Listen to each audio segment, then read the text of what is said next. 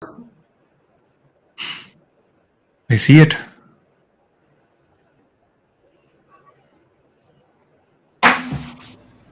Okay, good day everyone. Because of course I can't say good morning or good evening because today we have our speaker joining us live from Silicon Valley. So that's what I'm saying. Good day everyone.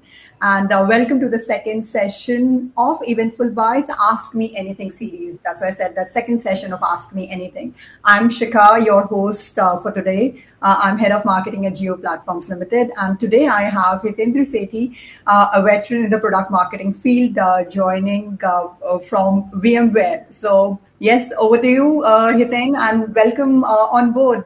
Before we jumpstart into Ask Me Anything, why don't you give a quick brief background about yourself to our audience today?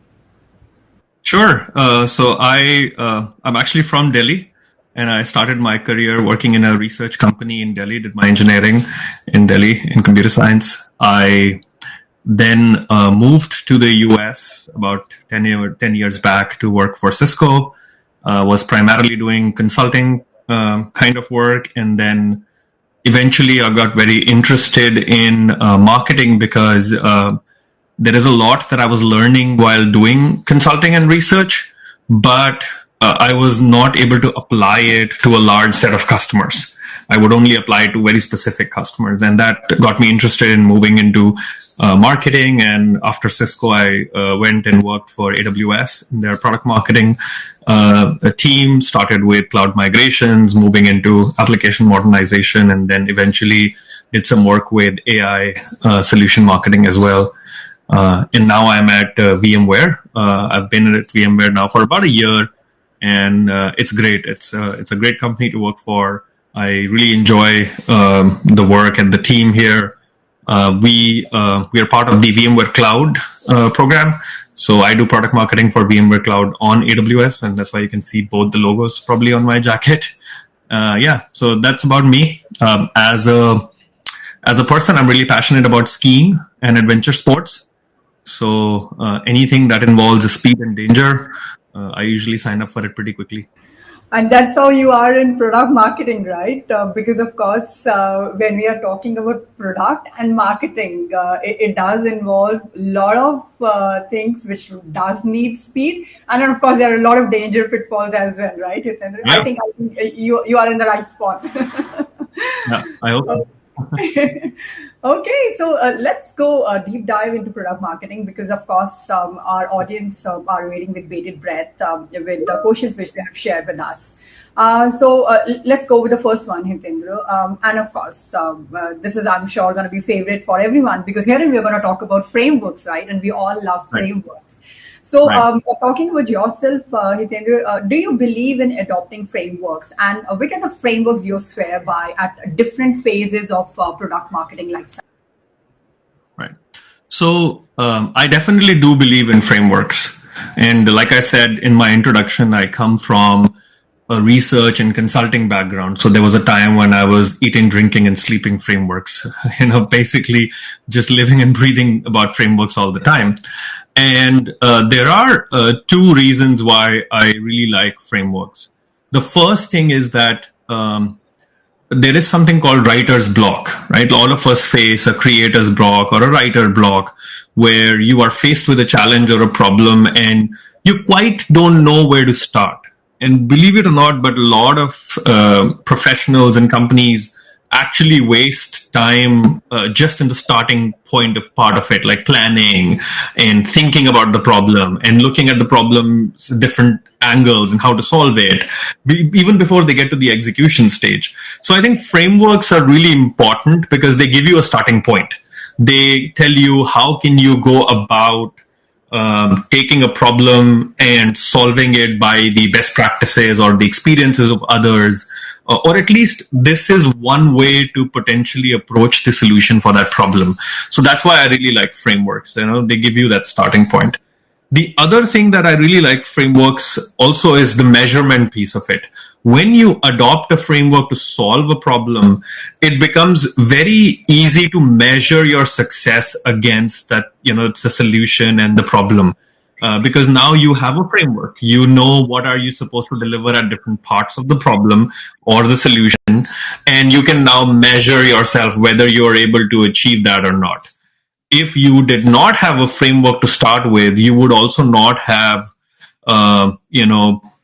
goals or some sort of a foundation to measure yourself against. So those are the two reasons I would say that I really enjoy working with frameworks, and I like frameworks, and I tell people that, hey, just do a simple Google if you face any kind of problem. Believe it or not, like there are many intelligent people out there, and now we also have things like ChatGPT. So you can always ask, you can always ask the internet, what's the framework to solve this problem, and you'll get something. You'll get a response pretty quick.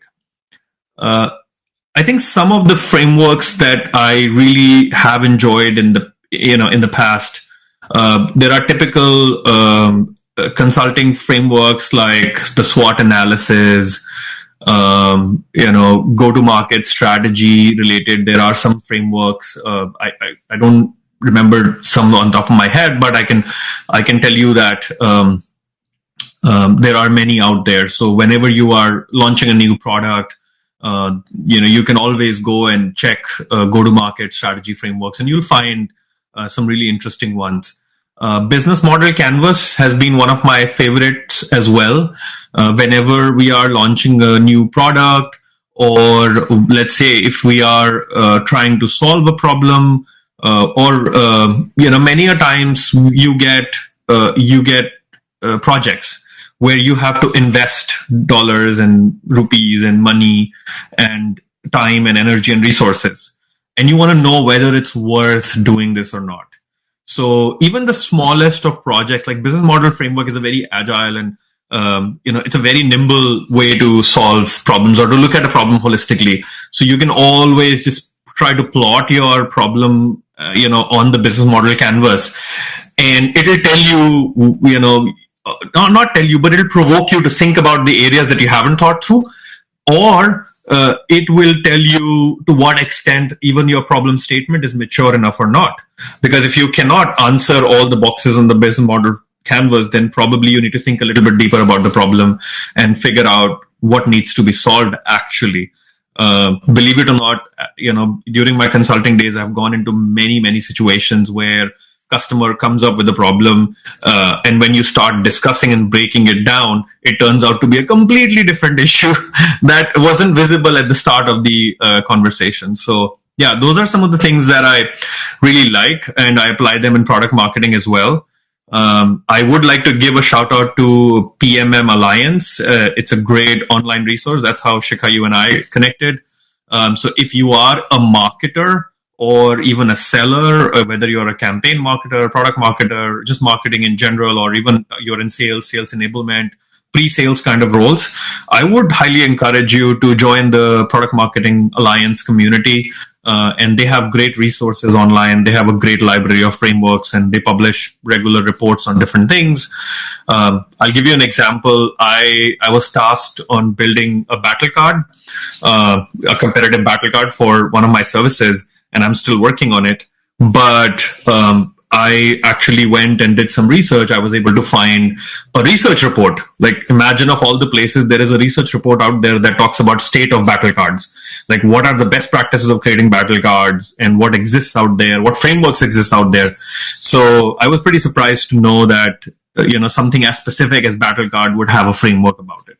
But it is there, and I'm leveraging it.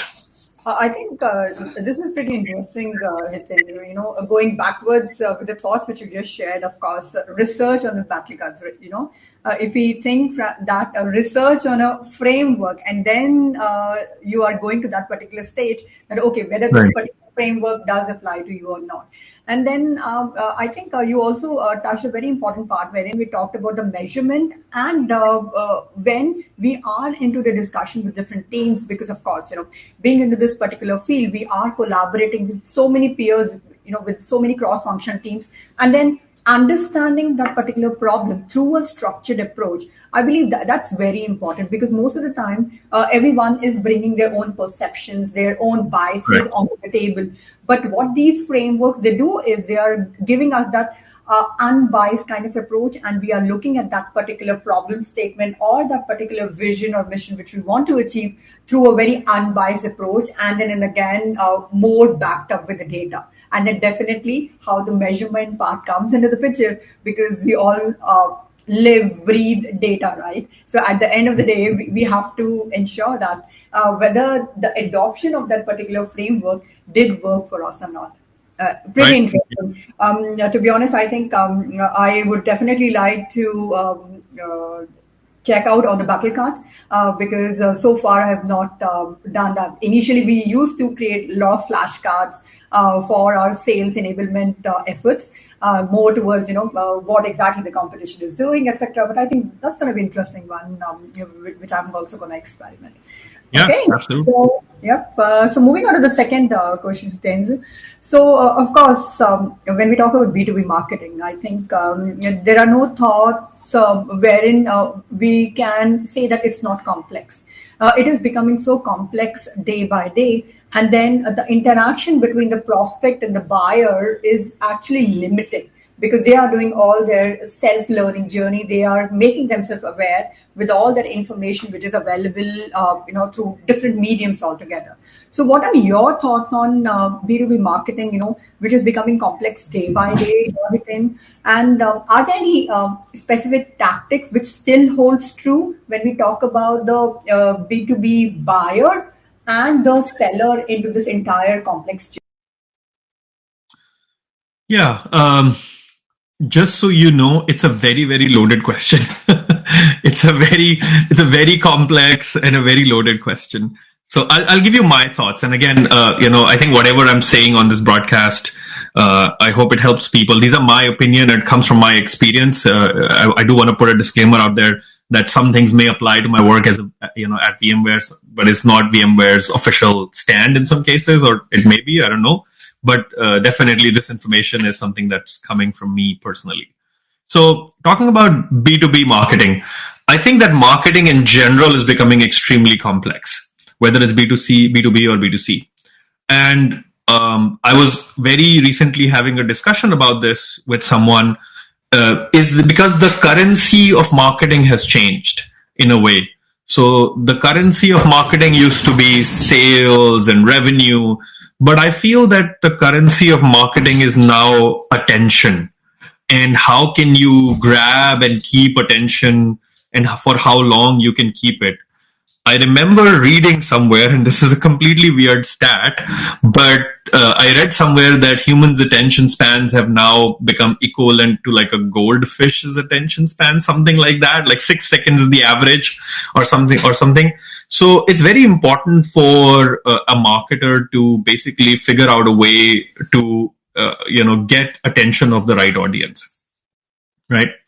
And then since the time I worked at Amazon, I live and swear by, their principle of customer obsession. So I think that's one thing that still holds true, which is customer is king.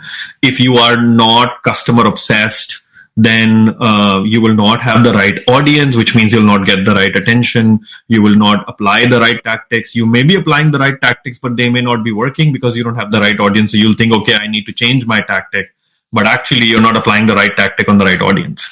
So it's very important to understand your customer, and also understand what's the customer life cycle. What's that flywheel or life cycle?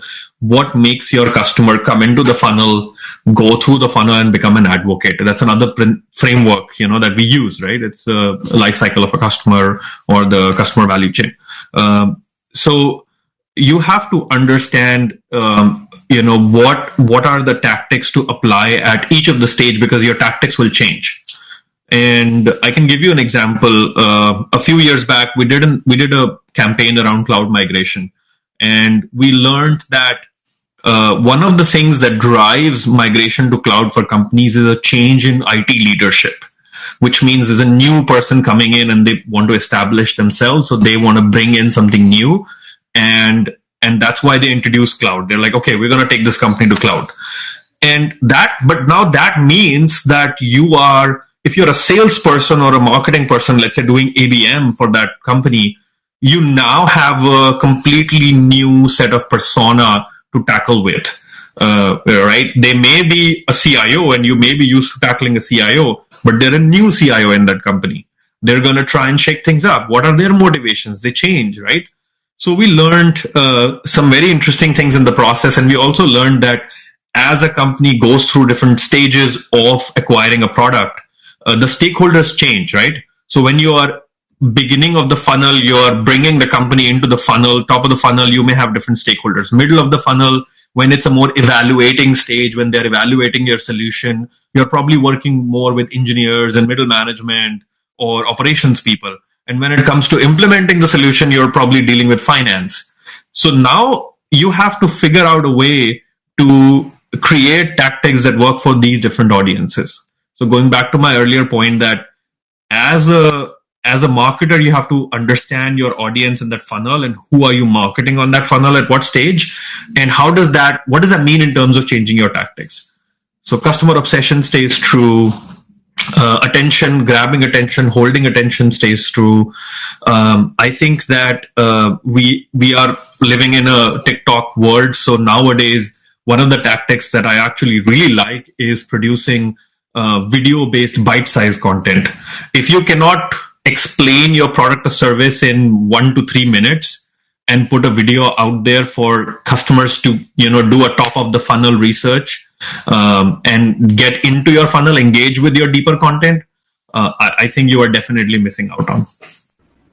Yes, I think the attention and tracking the customer attention and of course engaging them with your content, that's the key, right? The attention engagement. Those are the two main parts of this entire flywheel around which I think the entire B2B buying cycle revolves. Yes. Yeah. It's a complex field. It will take us, I think, ages to unravel, and at every stage we're going to have something new. You were saying something. Yeah. No, I was just saying one of the people that I follow in this space is actually Mr. Ryan Reynolds, the famous actor. And if you look at his business ventures and how he's gone about grabbing people's attention, so one thing that Ryan Reynolds has been really, really good at, and I was watching, again, a video around how his marketing tactics work, is his marketing agency look at current events and they create ads to capitalize on that current event in a very short turnaround manner. So something happens and 24 hours later, Ryan Reynolds' company's ads are out there, either mocking the event or supporting it, whatever way they want to spin it. Because you still have the attention. People are still talking about that event. People are still looking into that event, right? Some people looked into it. Some people might be in Japan or somewhere else. They're waking up to it. And by the time they wake up to it, something happened and, Mr. Ryan Reynolds has put out an ad out there. A great example of this is the Peloton ad that their company did. If you don't know, I would highly encourage you to research about it. Yeah, sure. Thanks a ton on that, Hitendar. And then, of course, moving to our next important key, right? The money part, the budgets. So budgets are tight. I think there is no denying factor about it that the shrinking marketing budgets, which I'm sure it's a topic of debate around in all the circles, whether it's the CMOs are talking about, or whether it's one of the cause of you can say concern or worry, or which is actually being looked at a very harsh lens in the C-suite. How do you think it's justified for marketers to deliver results without any MarTech support? What is your opinion on it? Yeah. First of all, I would like to sympathize with marketers, and I would say it is very difficult to deliver results without MarTech support. And more importantly, with having scrappy budgets, it is difficult. But again, scrappy budgets call for scrappy action and being more nimble and being agile and moving with the flow. I think that it's justified because it's okay if you have less budgets that you change your tactics. What you have to understand is, and this is something even I struggle with at times. Like you have to choose quantity over quality, or you have to choose speed over quality, right? So you want to move fast, but you don't have the budget or the support to deliver something high end and high quality. So I think that it's okay to put a minimum viable product or an MVP of your marketing campaign or something out there, and then see how your customers are reacting to it. I think that can sometimes also become a great data point for you to take it back and show it to your leaders and get more budget. I have gone through this personally where we did struggle with getting some campaign support at one point for a specific product. And then we went back with some research and data, and we showed some initial numbers about how by putting certain assets fast out there, we were able to grab attention of people. We had like 100,000 impressions or something like that, and then that convinced the leaders to actually reallocate budget and say, okay, I see you're producing some results. I'm going to pull money from somewhere else and give it to you because you're able to show me results. And many a times I feel that if you are able to show results, then you do get what you ask for. Yeah. Oh, I have a light issue. That's okay. So it shows that the night time is on, right? Yeah. Is this the Alexa adjustment? Sorry? Is this an Alexa adjustment? Yeah, possibly. Yeah, it's a timing thing. It's almost 9 o'clock. Yeah. Okay, no worries. Yeah, so I think picking up on that point, Hitendar, which you mentioned, that it's very complicated because, and of course, has to be dealt with very tact. What I believe is, and I also resonate with the thoughts which you just mentioned, that one is, of course, asking for the budget, and second is have running some kind of pilots and then proving that the budget is justified. Yep. I believe that kind of approach, if marketeers have, that is going to be benefiting them in a longer run.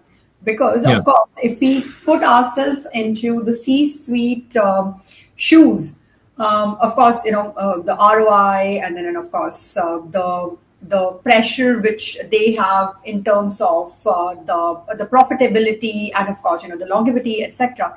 Therein, they are also hungry to see the results, and they also need some case studies to feel confident about that. Okay, we did a pilot, this worked, and then, of course, if we want to take it from X to 10X level, then definitely with this kind of the money which we are going to pump it up, then definitely we will have a leverage that these results are justified. So yes, I think very well said. Recommendations to all the marketers that do not shy away from pilots, because that is gonna which are gonna give you the use cases to present your case well when you are asking for the budget.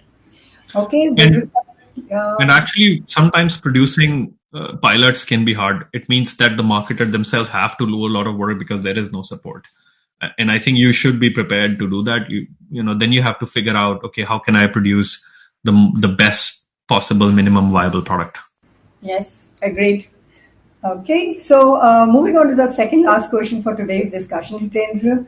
Are websites still considered a genuine place by the prospects to add information to their buying journey? Do you believe that prospects still visit website, or is it all about the dark social, or they are educating themselves through different means, or whether it's community or whether it's their own circle, or when they are keeping a, you can say, keen eye on the conversations around the product or the technology which they are planning to buy? What are your? I would say absolutely, because most product journeys still begin with a search. They still begin with Googling and trying to find out, I need to buy this, or let me learn about this thing. Let me learn about what VMware Cloud and AWS is. And I, in fact, I'm a big promoter and supporter of rigorously maintaining your website, keeping it up to date and current.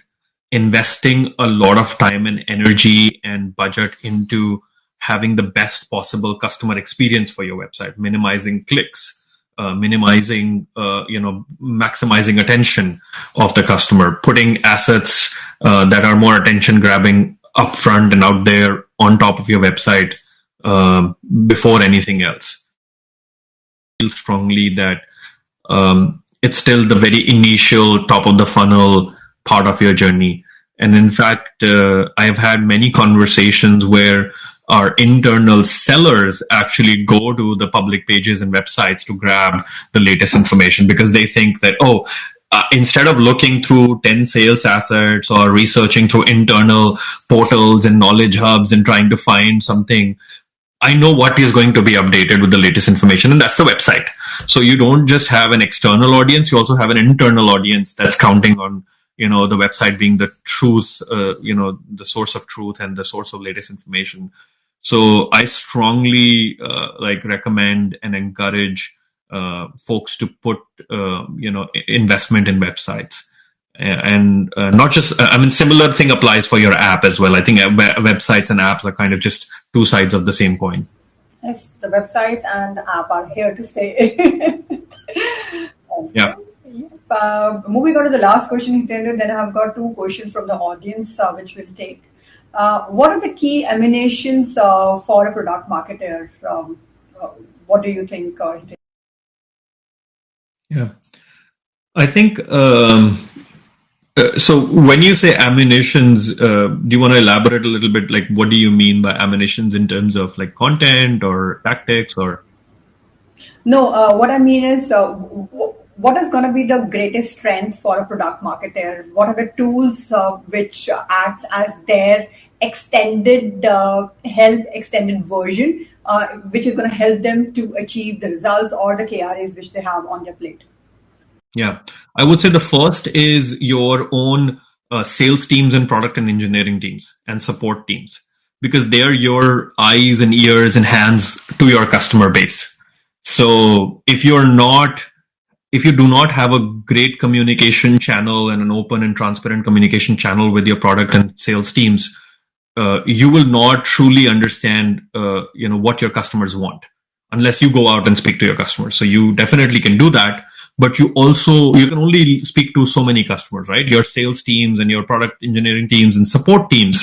What kind of issues is support getting? What's the problem that customers are facing most often? Those are the kind of things that you want to know, because then you want to see whether it's a engineering or product development issue or is it a marketing and awareness issue.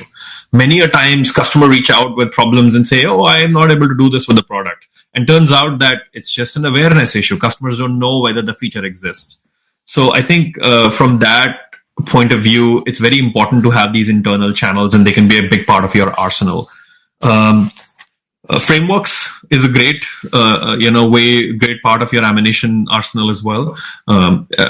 Apply frameworks, use frameworks. They are tested. They are rigor tested. They work. That's another thing. And then I would say that another thing that's a great ammunition for a lot of marketers is having the right agency support, having the right external partners. So no partner is bad, but some partners may just be better suited to do certain kind of work.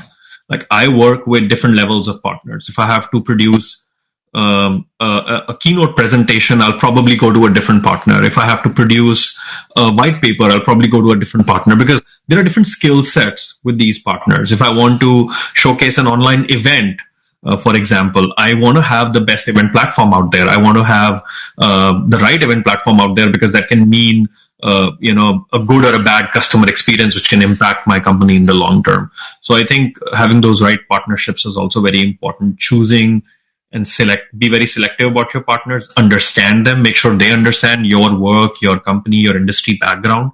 It's very important. Many a times I've worked with agencies that have no idea about technology, and it kind of starts to show in the work a little bit. And you don't want that, because then you're doing more work. Exactly. I think whether they are the tools or whether it's the external partners, you need to see that where is the fit. And if the fit is it happens, then I think it's magic. Because then the legwork which any product marketer or any professional they have to do in the beginning to get that fit right, then Right. I think they can actually move faster to the deliverables, and they can actually move faster to the scope of work. Okay, Yeah, and so again, these are some things that are coming on top of my head. I'm sure there are many other ammunitions which I'm missing on. So yeah, I would say do a Google. sure, Hitendra, and we are back on time, and of course, this is the list of questions which we had crowdsourced when we were promoting this particular event, the Ask Me Anything series.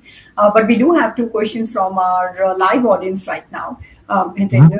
So the first is that what is your pet peeve as a product marketer when you think about that? Like, what is that thing which really turns you off and you say that, come on, I mean, this should be understood.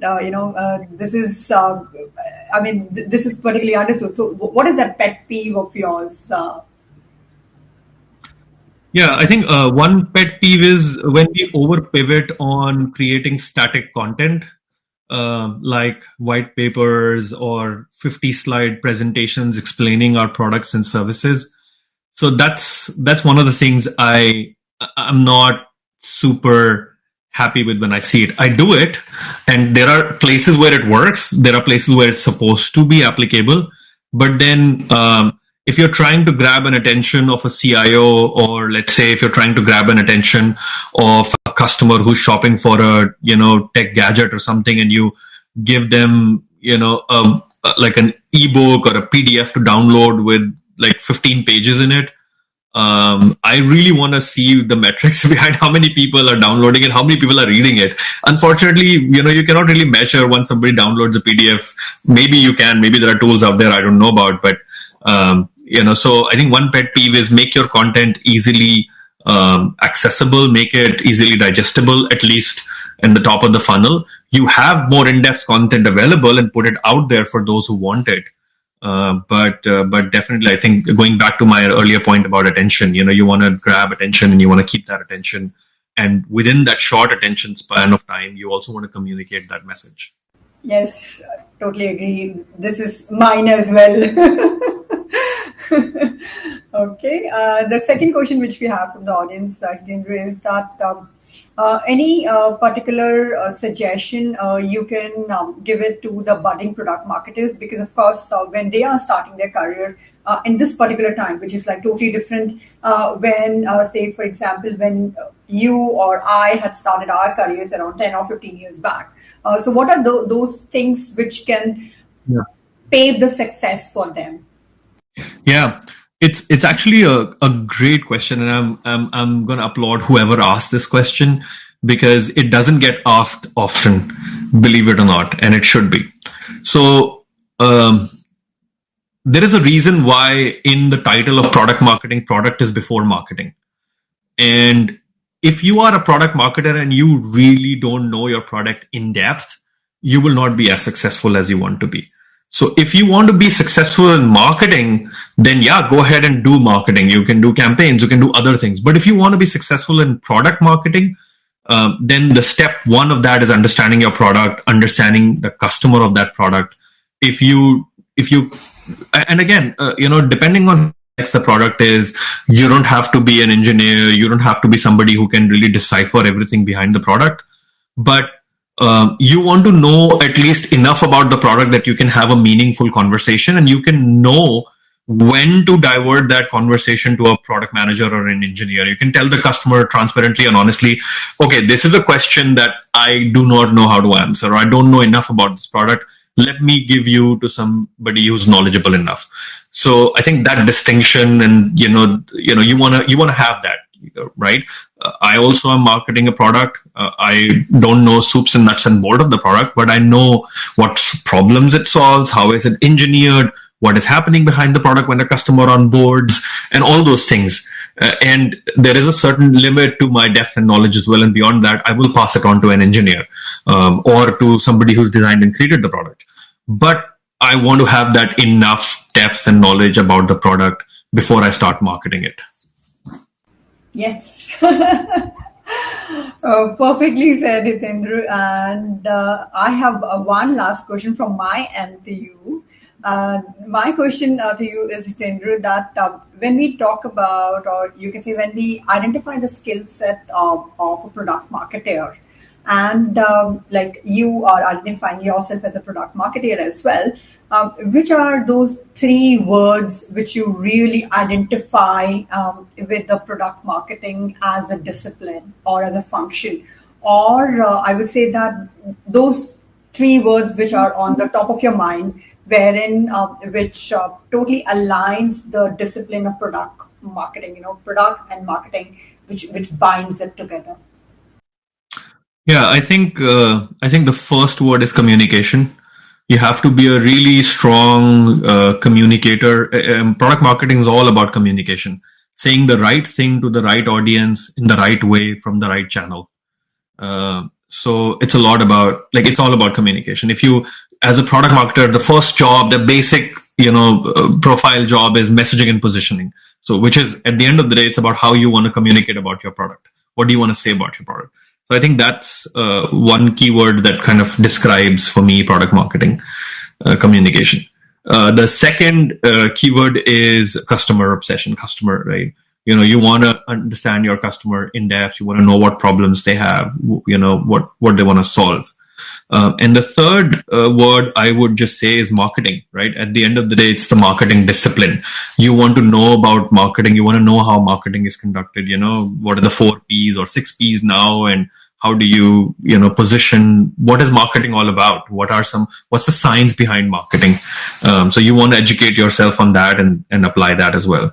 And many of my colleagues love to say that marketing is actually a science that is an art. Yes, even I agree with that. Yeah. Yeah. So thanks a lot, Hitendra, for the conversation today. And the way I enjoyed, I'm sure you also enjoyed our conversation. Yeah.